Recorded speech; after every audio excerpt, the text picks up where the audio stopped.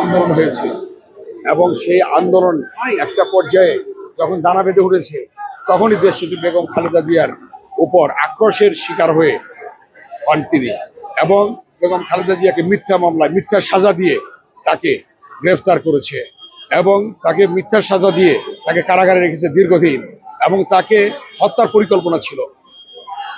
তাকে বিদেশে চিকিৎসার জন্যে বারবার ডাক্তাররা রেফার করেছে যে বাইরের চিকিৎসা প্রয়োজন তার, সেই ক্ষেত্রে তাকে ন্যূনতম চিকিৎসার ব্যবস্থা করেনি। কিন্তু পরবর্তী দেখেছেন যে জনতার আন্দোলনের এক পর্যায়ে ইলিয়াস আলী গুম হয়েছে, চৌধুরী আলম গুম হয়েছে, সুমন গুম হয়েছে এবং এক পর্যায়ে আন্দোলন আরো দানা বেঁধে উঠেছে এবং বিএনপির ভারপ্রাপ্ত চেয়ারম্যান দেশনায়ক তারেক রহমান লন্ডনে থেকে স্কাইপে তিনি নেতৃত্ব প্রদান করেছেন। দীর্ঘ 16 বছর তিনি নেতৃত্ব দিয়েছেন।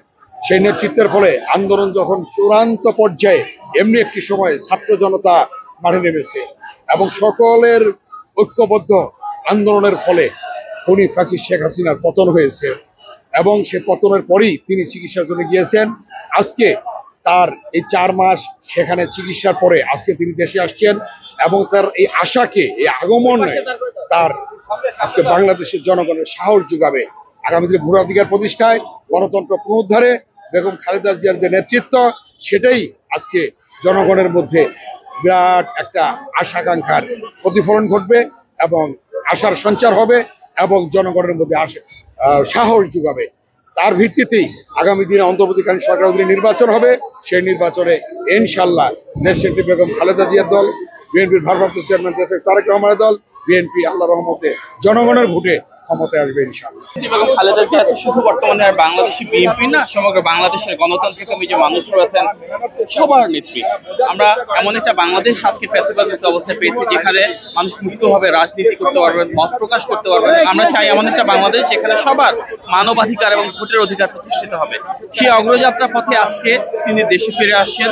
ওনার যে প্রাপ্য চিকিৎসা থেকে দীর্ঘদিন বঞ্চিত ছিলেন সেটা নেওয়ার পর এবং ওনার সাথে আমাদের বিএনপির ভারপ্রাপ্ত চেয়ারম্যান জনাব তারেক রহমানের স্ত্রী ডাক্তার জুবাইদা রহমান দীর্ঘ 17 বছর পর দেশে ফিরে আসছেন।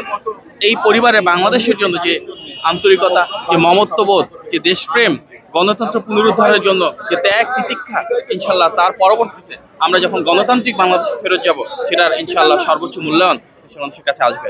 জুবাইদা রহমান তো একজন ব্যক্তিকে ছাড়িয়ে তিনি নিজেই নিজের একজন প্রতিষ্ঠানে পরিণত হয়েছেন। আপনারা দেখবেন ব্যক্তিগতভাবে ওনার এবং ওনার পরিবারের যে অসীম আত্মত্যাগ সংগ্রাম এই বাংলাদেশকে ফ্যাসিবাদ মুক্ত করবার পেছনে, সুতরাং স্বাভাবিকভাবে দেশের মানুষের অনেক আবেগ, ভালোবাসা, অনেক মমত্ববোধ রয়েছে। ওনার স্বদেশ প্রত্যাবর্তনকে কেন্দ্র করে আজকে আপনি যে উচ্ছ্বাস দেখছেন, যে আবেগ দেখছেন, এটা কিন্তু শুধু বিএনপি না, গণতন্ত্রকামী অনেক মানুষের ভিতরে সম্পৃক্ত হয়ে পড়েছেন।